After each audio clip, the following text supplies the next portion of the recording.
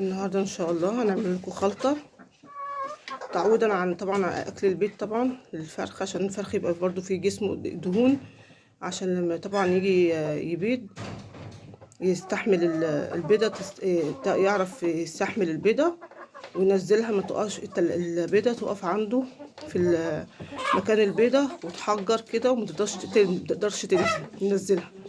فاحنا بنعوضه عن ايه؟ عن اكل البيت. جبنا لكم ده زيت اكل طبعا، قالي اي حاجه يعني نحط منه كده، تمام.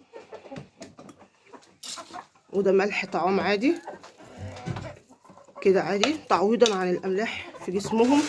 ونسبه الدهون لازم تكون نسبه دهون في جسمهم طبعا، عشان احنا مش بناكلهم ايه؟ اكل بيت، فطبعا ايه؟ محتاجين للدهون ومحتاجين للاملاح. فبصوا كده على قد يا جماعه ما نقدروا نحطوا كمان حبه.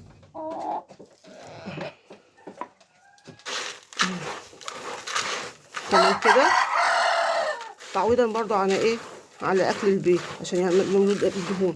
ما هو اكل البيت هيعمل لهم دهون ياما، والبيت برضو هيتحجز فيهم، فاحنا نعوضه ده برضو بنسبة دهون بسيطة ونسبة املاح برضو بسيطة، عشان برضو الايه الفرخة تقدر ايه لما يكون فيها بيض ما تتحشف فيها، عشان ما فيش دهون عندها من طبعا الاكل البيض البياض ما بيعملش دهون في الجسم.